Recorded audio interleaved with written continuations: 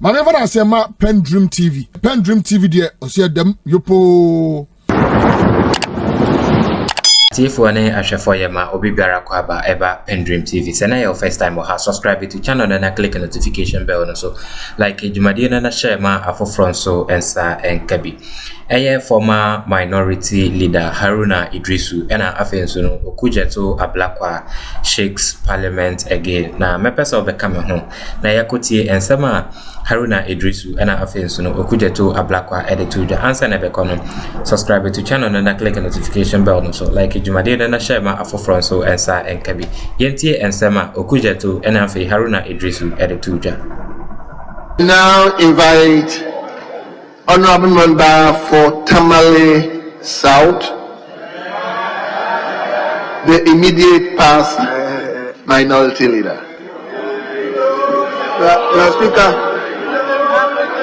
Mr. Speaker, let me thank you for the opportunity to contribute to the mid-year review of the budget statement.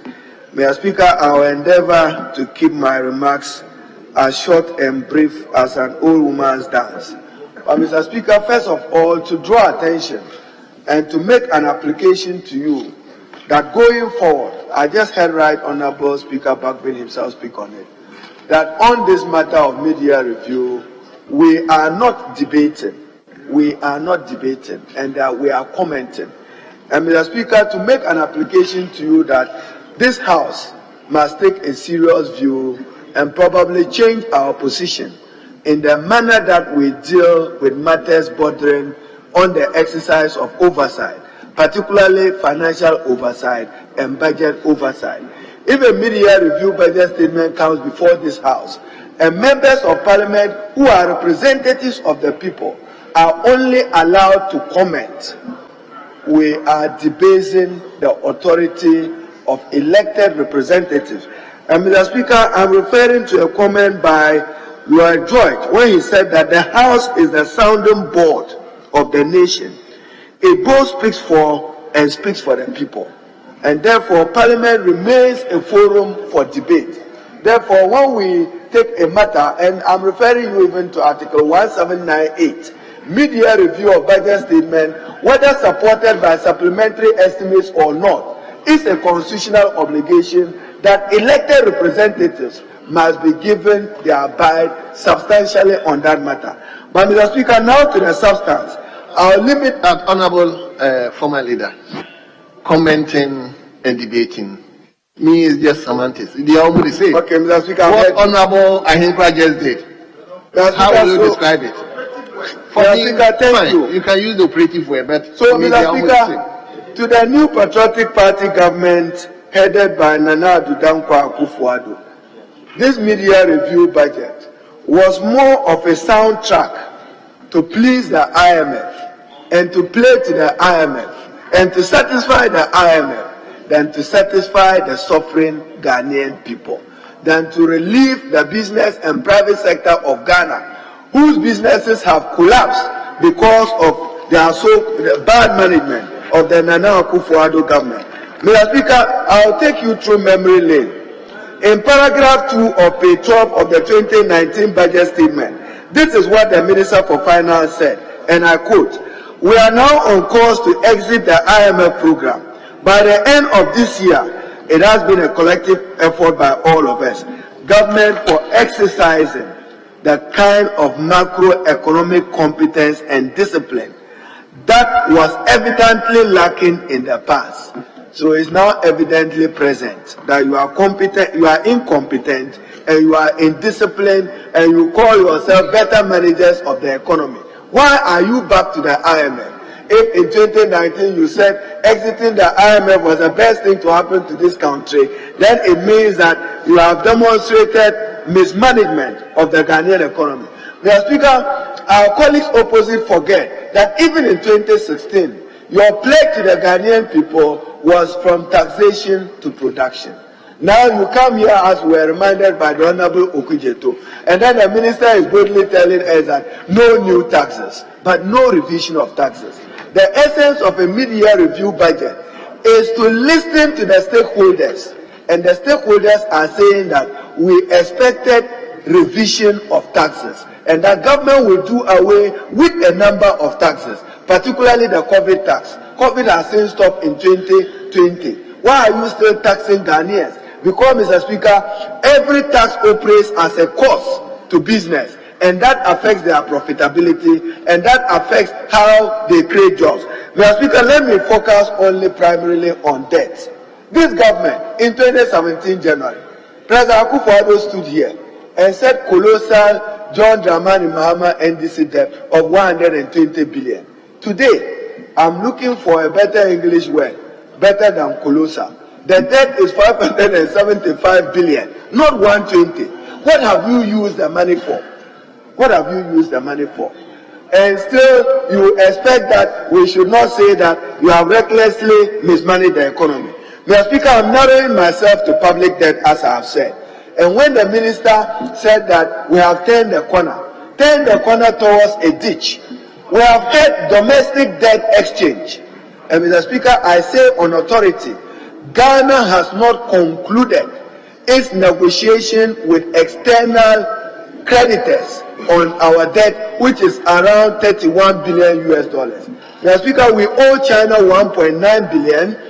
Bilateral creditors we owe, and even Euro bond holders we owe.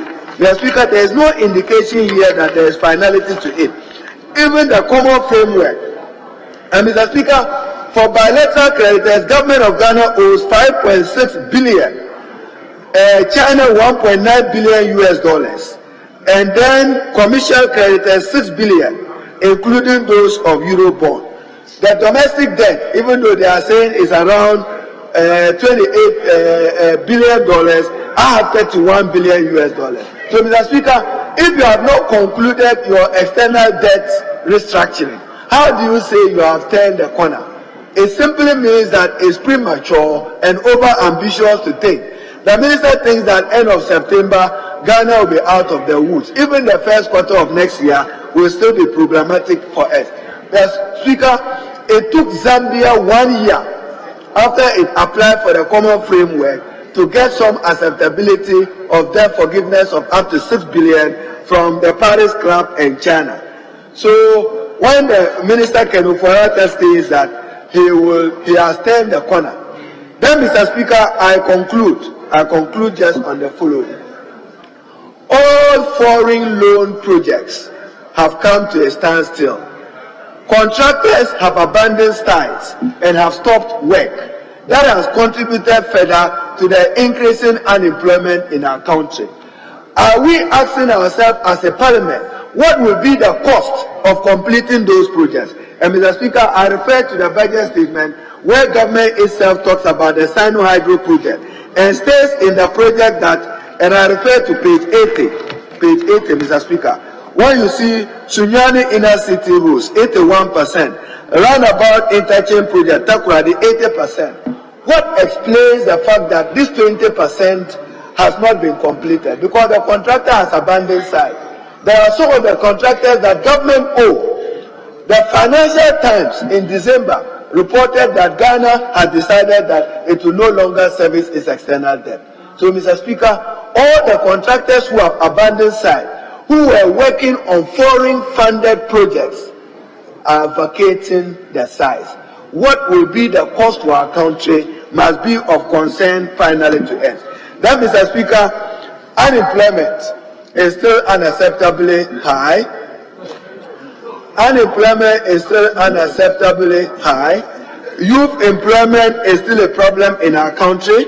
Mr. Speaker, the minister reports that he has released some 134 million to the Youth Employment Agency. That is inaccurate. The Youth Employment Agency, from my records, I have some of the attachments of the warrants here, have only received 80 million. So that gap, that deficit, when he comes here, the Minister for Finance owes us sincerity, because the unemployment crisis is a national security crisis. He should endeavor to make releases. A promise was made of 347 million for the Youth Employment Agency. Only 80 million have been received. I thank you, Mr. Speaker. So the minister must endeavor to keep faith with his word.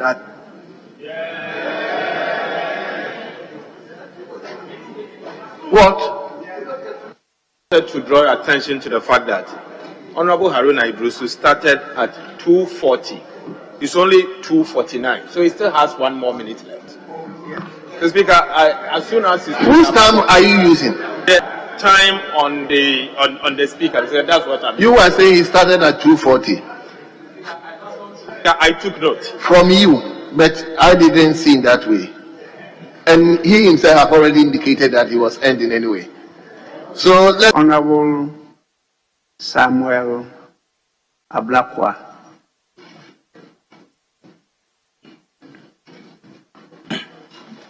I'm most grateful, Right Honourable Speaker. I'm told you agree to 10 minutes each, so we go by that. Okay. I'll be well guided, Mr. Speaker. Mr. Speaker, let me begin by expressing the disappointment of the good people of this country we represent in this House, that the Honourable Ken Ofori is still the Minister for Finance and is the person who came to this House to present the media review. The clarion call of the Ghanaian people is that this minister, and as he demonstrated a couple of days ago, has run out of ideas, totally mismanaged the economy, and given us the worst economic climate in our history. He should not be the one presenting budget statements. And Mr. Speaker, I must state for the record that this House is not oblivious of the fact that the crisis we are in is self-inflicted, a crisis created by President Akufo-Addo, by the Vice President who is manager of the economic management team, who chairs the economic management team. It's been a total disaster. As he goes around the country campaigning now, he only talks about digitalization. He does not account for his stewardship as chair of the economic management team. Then we have the finance minister, who, Mr. Speaker, the president told us, assured his party and our colleagues who rebelled against the finance minister, that after the IMF program, this minister will be shown the door. He will be asked to go home. The president clearly, as has become his stock in trade, cannot be trusted to keep his word and has kept the finance minister in office. That is very, very disappointing. But Mr. Speaker, talking about the IMF program, I was really surprised to see Minister's budget statement at page 6. This is a minister who assured this House and assured the Ghanaian people that we will not go to the IMF. He will not lead us to the IMF. Now, Mr. Speaker, at page 6, paragraph 36, the minister states, and I quote, Mr. Speaker, it is instructive to note that our journey towards securing an IMF-supported program has been characterized by speed and tact. Incredible, Mr. Speaker. The man who says he won't go to the IMF now says we should give him credit that he has gone with speed and tact. Where is credibility? Where is principle? Elsewhere, ministers will resign when they make a promise, they make a pledge, and they can't keep it. In Ghana, under President Akufo-Addo, they say we should applaud them. That what they said they won't do, now they've done it with speed and tact, with alacrity. So we should applaud them. Now, Mr. Speaker, ahead of this media review, Ghanaian women had agitated strongly that this media review should address a very important matter, a matter that borders on human rights. And Mr. Speaker, I recall that you also spoke emphatically, which was well received by the Ghanaian people, that the media review should abolish taxes on sanitary pads. It is an embarrassment that such a gross human rights issue did not receive attention from the finance minister. And Mr. Speaker, this is a matter that the majority of our population, in Ghana, women are in the majority. There were demonstrations. This House was petitioned. The Right Honourable Speaker was petitioned The Women's Week of the Socialist Movement of Ghana demonstrated, gender activists demonstrated against period poverty, against the assault on womanhood. We know it is leading to absenteeism in our schools. I recall as Deputy Minister of Education, we had to roll out a program to address that, the Free Sanitary Pads Initiative, under the Secondary Education Improvement Project. Here we are, Ghanaian women looking up to the Minister for Finance. He comes and doesn't say a word. The height of insensitivity. And Mr. Speaker, I think that this House must establish strongly that we are totally appalled by the Minister's insensitivity. Now, Mr. Speaker, the Finance Minister tells us, in the midst of this crisis, the chaos that he has created, the pain, the anguish, the suffering of our people, that he has turned a corner. This economy has turned a corner, and that things are beginning to look good. Mr. Speaker, sometimes you wonder if this Finance Minister lives in Ghana with us. My colleagues have dealt with the worsening macroeconomic indicators, so I do not want to go there. Only a few weeks ago, Mr. Speaker, the Ghana Registered Nurses and Midwives Association put out a statement and said that in 2022, by their count, Ghana has lost more than 4,000 of their members, their nurses, are living in droves for better living conditions, for greener pastures. Then they added, Mr. Speaker, and this was a statement signed by the General Secretary, Dr. David Tinkran-Chum, that only this year, first half of this year, between January and July, another 4,000 have left. They added that 10,209 have served notice. They've already written to the GRNMA seeking clearance that they want to leave the country. Health experts are warning that if something is not done to reverse this trend, there will be no health worker in our hospitals.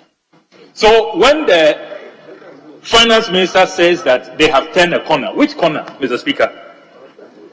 Ghana Statistical Service is telling us that unemployment has hit an all-time high. Only one quarter in 2022, 1.7 million Ghanaians drifted into the unemployment category. Mr. Speaker, these are lives. These are terrible statistics.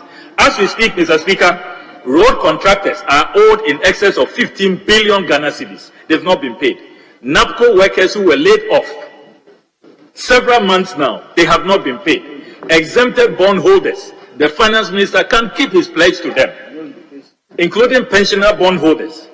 So, Mr. Speaker, you look around from children, the youth, to the aged. Everybody is reeling under the mismanagement, the misrule, the gross incompetence, the insensitivity of this administration.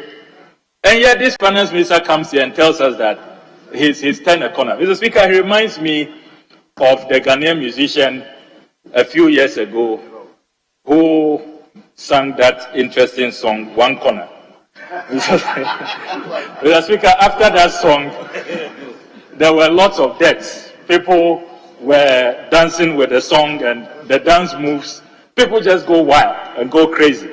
And that song killed so many people. I don't know if that's the kind of corner that the Finance Minister is talking about. The corner of death, the one corner of injuries, the one corner of casualties. It's not clear if it's that patapa kind of corner the Finance Minister is referring to. But clearly, all around us, we see despondency, we see depression, we see total pain and anguish. Then, Mr. Speaker, the Finance also makes a very interesting comment at page 16, paragraph 84, under arrears clearance and prevention strategy. The Finance Minister tells this House that he is now implementing an arrears clearance and prevention strategy. And he says that, Mr. Speaker, as part of the measures to achieve the objective of bringing public finances back on a sustainable path, government is embarking on a number of expenditure efficiency drives, including the development and implementation of an arrears clearance and prevention strategy. Mr. Speaker, I submit today that this arrears clearance and prevention strategy is a sham. It's a total scam. If you look at public expenditure, Mr. Speaker, take the National Cathedral alone. As we speak, we have asked government to abrogate that contract. They have refused to abrogate that contract. And so, all this time that the contract subsists, Ghana now owes an additional $52 million, Mr. Speaker.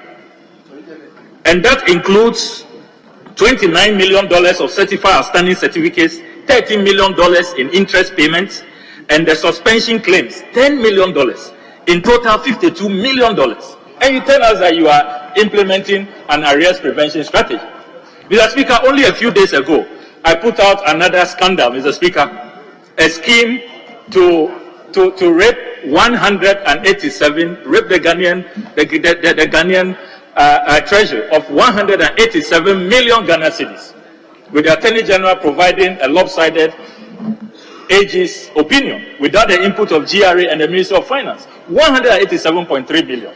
And you have the President's cousin, Gabi Ochidako, championing that. Mr. Speaker, we cannot continue this way. I submit that Ghana is where we are, not because of lack of revenue, not because we lack money. Honourable Member, your time is up. Mr. Speaker, I want to be 30 seconds, with your permission. 30 seconds. Just to place on record that, Mr. Speaker, if you look at petroleum revenues, Mr. Speaker, throughout the entire period of the NDC, we have done the analysis. We received only $2.8 billion. They have received, under President Akufo-Addo, I'm even being generous, $5.2 billion. $5.2 billion. So our issue as a country, Mr. Speaker, is not lack of revenue, but it's misrule, it's mismanagement. And when they talk about breaking the eight, what we must break is to break the corruption, break the ineptitude, break the cluelessness, break the visionlessness, break the insensitivity. That is what the Ghanaian people will do next year.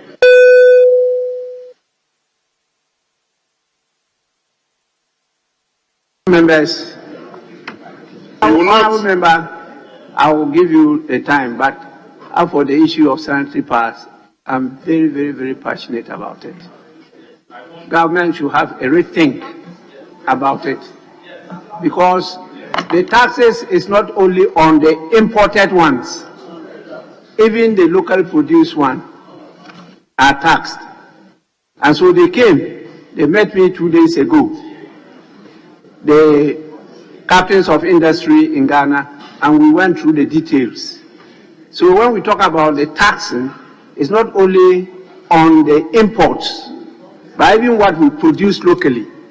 They tax the raw materials and they impose more taxes on them. So they were complaining about the cost of production. And to the extent that some of them have folded up and they are rather importing from some places and selling. So it's something that I take seriously about. Don't let's miss the point. Was I will not tax a woman, my mother, for producing me. I don't support that at all. I don't support. So the state, the country should take this matter seriously. There are countries where it's for free. There are countries where a lot of the taxes have been removed. When we counted the taxes, there were about 15 or more on that product. That is an issue that I'm very, very passionate about. Yes, so you go on. It's just a guide to all of you, including the government. All governments that come, please, how much do we make from this taxation? How much? How much? We can do without it. There are other ways of taxing. We like taxing the poor. We are not taxing the rich. We have to think through this together. That issue, I'm not shaking at all. We have to work on it. Please, Deputy Majority Leader. Mr. Speaker, I would at all times agree with you when you intervene to guide the House. But Mr. Speaker, on this occasion, I, in all humility, beg to disagree on the time chosen to admonish. Mr. Speaker, I am not in a debate with you. Mr. Speaker, I have the right to make comments. That is so. Mr. Resume Speaker, your seat. Very well. Mr. Speaker, please, Honourable Member, continue. Thank you very much. Mr. Speaker, I do accept your advice, but Mr. Speaker, the taxes that are imposing on the sanitary part is about the importation rather to actually protect the local industries. Let me come to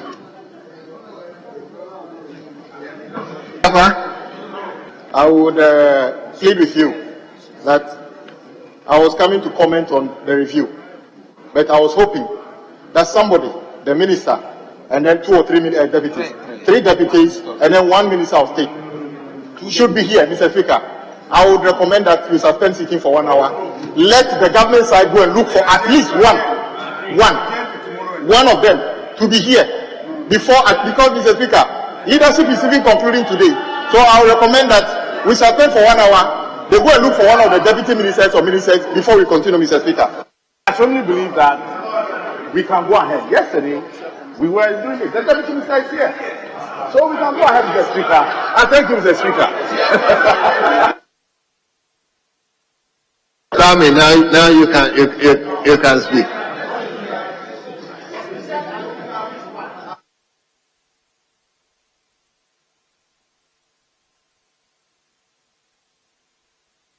The budget as read by the finance minister. But Mr. Speaker, I'm very concerned about something. The finance minister stood here and said that we have turned the corner.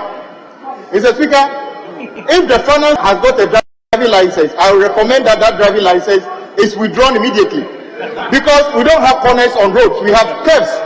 If you've been driving in corners, then that is a very dangerous driver. That amounts to reckless driving. So his driving license must be withdrawn for us to investigate whether that is what he's been doing. Mr. Speaker, but let's get to the point, Mr. Speaker.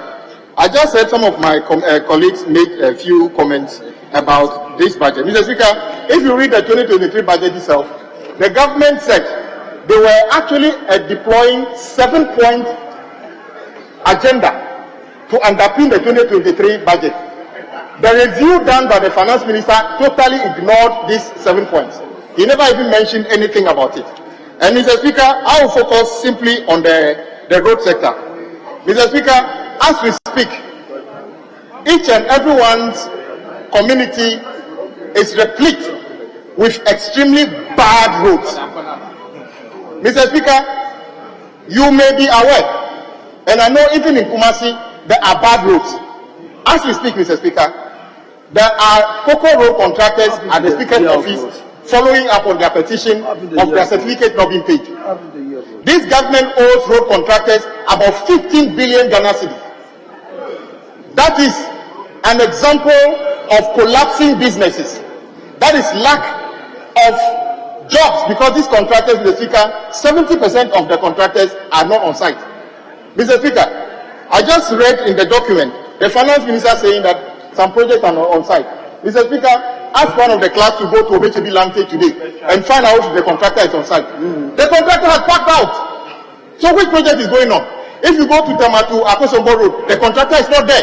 Go to Tamamoto Way towards the Central University, the contractor is not there. So which project at all is going on as we are talking about? We are in a terrible state. And to make things worse, Mr. Speaker, this government stands here and tell us that they are doing very well. Were you not the ones who told us just recently that year of roads, you built 10,800 kilometers of road? When we told you you were lying, where are those roads, Mr. Speaker? Mr. Speaker, indeed, the government has awarded some road contract. Then, Mr. Speaker, many of those this contract are not active. It's only in Afinno. Mr. Speaker, just to draw your attention to this, Mr. Speaker, I've seen in this document the government saying that they are going to do Tamamoto Way, and there's a concession agreement. Mr. Speaker, very, very interesting. This government said they have awarded the Accra Tamamoto Way on the 16th of December 2020 to a company called Muta Angels. Mr. Speaker, if you have actually awarded this project to Muta Angels, what are you coming to do in the House? Mr. Speaker, we are hearing that the government intends to come back to Parliament to say they are awarding this project. Mr. Speaker, it is very ridiculous. Mr. Speaker, if you have awarded this job and then you didn't implement the contract, you are coming to this house, Mr. Speaker, they are telling us in this document that Ghana Infrastructure Investment Fund are the ones that are going to fund the Accra-Tema motorway. Dedi kama mamena PENDREAM TV ase. Now so far so good. Say open online portal e wo Ghana. Ah nipa share, nipa follow, nipa comment here. To my best of knowledge, without any biases, PENDREAM TV.